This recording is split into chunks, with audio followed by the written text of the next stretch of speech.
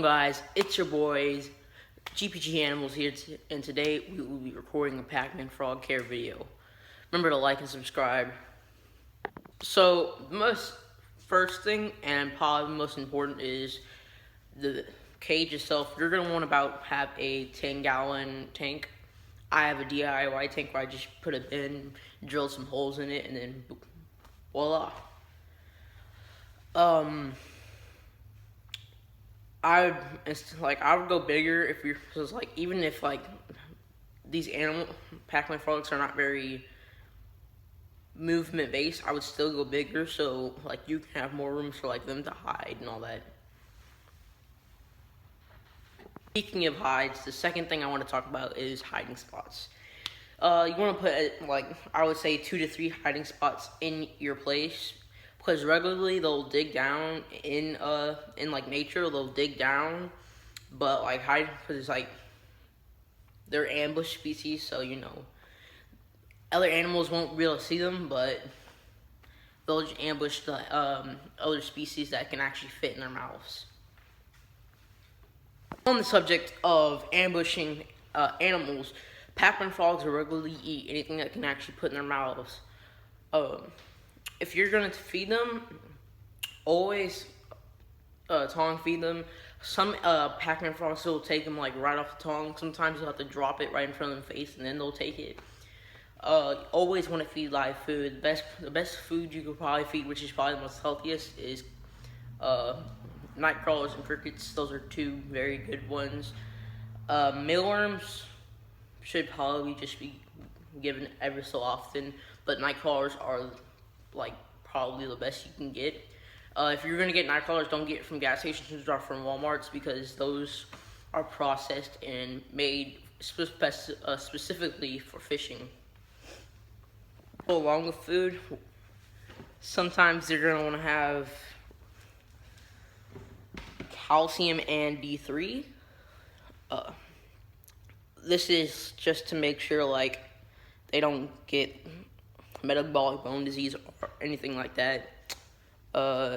You want to just sprinkle that on there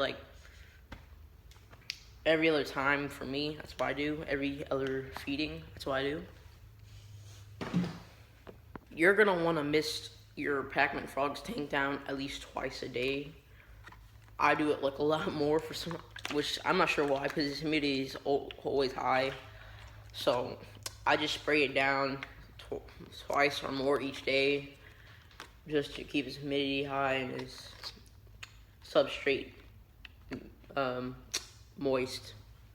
On the topic of just water, you're gonna want to use dechlorinated water. Also, you shouldn't really need this, but I just put it in there. A water bowl.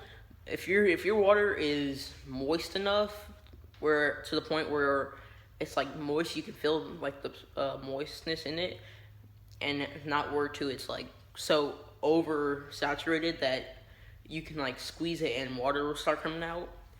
Then you have the right amount. But I just put it in there just in case I'm not here for it to spray down, which I usually am, but just in case, Spot cleaning. I usually spot clean every day. I'll just go in there, look for any imperfect thing in there. So if my frog was to move, I would pick out all its poop and all that, so it has a clean tank. Because whenever you go number 2 and you just walk out of there without flushing, you don't want to have that smell in your whole entire house. Just like he doesn't want that smell in his whole entire cage. So if I'm referring to he, it's just a natural habit. If I'm just referring to he, it's just, I'm hoping my frog's a boy, because I don't like having a giant blob in there, much large, to the point where I have to get a 20-gallon. I would prefer to stay a little bit more compact, because just so I have enough room to keep my extra stuff on the side. You're going to want to clean the tank out about once a month, changing the substrate, washing the tank down and all that, disinfecting whatever you need to disinfect. You want to do that about once a month. just to keep just keep it good smelling and all. Make sure it doesn't look or smell terrible. So yeah, just clean it out once a month, and then you'll be great if you spot clean too. Substrate, like cleaning the tank out, what I just said. On substrate, I like using coconut fiber. Definitely always gonna get the big bags so I can have some more left over next time I change this dirt out. 2 to 3 inches every single time you put it in there, just so they can dig down. I'm trying my hardest to say they, but it's like he is just so, it's just mental. You're going to want to have a thermometer and hydrometer so you can regulate the temperatures if you need to. Like if you have a heat pad in your Pacman Frogs enclosure, you're going to want to have a thermometer that's plugged as a plug-in, so that you can like plug it into your heat pad, and if like the heat pad goes over a certain heat goes below a certain heat, then the thermometer can either turn it on or off. A hydrometer is just good so you can keep good, so you can remember, like you can keep good humidity throughout the whole tank. So like if you see the hydrometer and it's like going below the exact humidity that's supposed to be kept for Pacman Frog, then you can go ahead and mist it down, and then humidity should start slowly rising.